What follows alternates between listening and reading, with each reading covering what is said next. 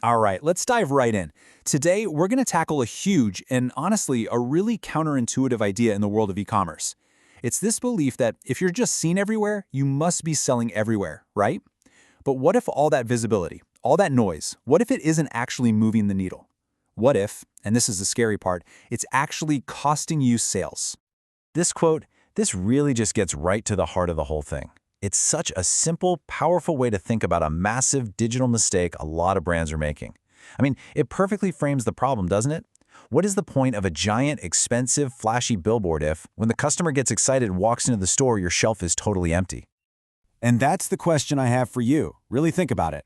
When a customer sees your ad and you've reminded them they need something, where do they go? They go to Amazon. So are you there? Are you actually on that all-important digital shelf the exact moment they're ready to make a decision? Let's unpack why this is so critical. Now look, it is so easy to fall into what we call the visibility trap. The pull of being at the front of the store is incredibly strong. You know what I'm talking about? Those big, flashy, high-profile ad placements that just feel like a guaranteed home run. And this gets us to this idea of rented attention. A homepage takeover, it looks amazing in a report, right? Millions of impressions. It creates this powerful illusion that you absolutely own the market. But that attention is so fleeting. It's not the same thing as capturing a customer who's already decided, I want to buy, and is actively searching. You're just renting their eyeballs for a split second. So, okay, let's switch gears and look at what actually happens. What is the real journey a customer takes after they see one of those huge, expensive ads? Because this, right here, is where the whole strategy can just completely fall apart. And here it is. This just lays out the problem so perfectly. Look at this flow. Your big, expensive banner, it kind of does its job. It creates a spark. The customer thinks, oh yeah, I do need moisturizer. But what's the very next thing they do? They don't click your beautiful banner. No, they go straight to the search bar, the place where decisions actually get made. And if you aren't there, but your competitor is, you've just paid a ton of money to warm up a customer and then literally hand deliver them to your rival. You just paid for their sale. So let's break this down side by side. These two competing strategies. Over on the left, you've got the front of store stuff. It's all about high impressions, rented attention. It's great for general awareness. But on the right, you've got shelf ownership. This is all about being at the top of search for those high-intent keywords.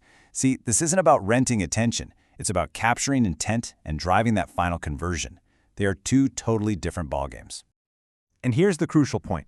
If you're just pouring your budget into getting impressions, but you have absolutely zero presence when customers actually go to search, that's not a strategy. You are quite literally making a financial donation to the big established leaders in your category, the ones who have invested in owning that digital shelf. So, that brings us to the solution. And it's all about understanding that the digital shelf, that prime real estate in the search results, that's your conversion engine. It is absolutely where the battle is won or lost. Let's get super clear about what we mean when we say top of search, or TOS. This is the premium digital shelf. It is the first thing a customer sees when they search for what you sell. This is the front door for anyone with high intent, and they're making split-second decisions right there. You either capture that demand or you just conceded it to your competitor. It is truly that simple. And the power of owning the top of search is just immense. It's not just about getting one sale. No, you capture shoppers who are ready to buy, like right now. You recruit brand new customers who are just exploring the category. You protect your brand when competition is at its absolute fiercest. And this is so important, a sustained investment here actually helps lift your long-term organic ranking. It creates this powerful, self-sustaining flywheel effect. I absolutely love this way of thinking about it. You see, all that other work you do to build your brand, your social media, your national ads, even those big homepage banners, that creates mental availability. It puts your brand in the customer's mind. But top of search, that's the bridge. It connects that thought in their head to the actual product, the physical availability on Amazon. It's what turns an idea into a purchase. Okay, so we've laid out the problem, and we've identified the most powerful tool to fix it. So now, let's talk playbook. How do we put this into action? And let me be clear, this is about a strategic rebalancing, not just throwing one tactic out for another. This right here is the shift in mindset. You've got to build your foundation by being fully funded in Amazon Search first. Own your shelf. Lock down your position where customers are actually making decisions. Then, once that conversion net is securely in place, then you can start to strategically layer on those broader visibility tactics to drive more people into that net you've built. It's all about the right sequence and the right priorities.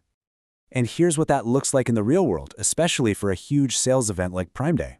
Weeks before, sure, go ahead and build that broad awareness, create that mental availability. But as the event gets closer, you strategically start shifting your budget over towards search. And then, during the peak event itself, you go all in. You maximize your investment in top of search to capture all of that demand that you helped create. It's a really smart, phased approach.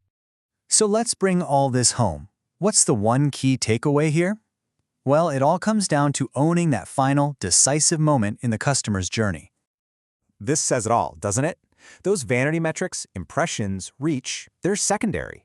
The real goal, the only one that truly matters for driving sales, is being visible and available at that critical moment of purchase intent. It's about being the answer when the customer is actively asking the question.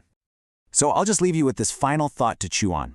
Take a really hard look at your strategy. Are you building a balanced system that actually captures the value you're creating? Or are you spending a fortune on a beautiful billboard only to leave your shelf empty for a competitor to come in and fill? The choice, at the end of the day, is yours. Thanks for tuning in.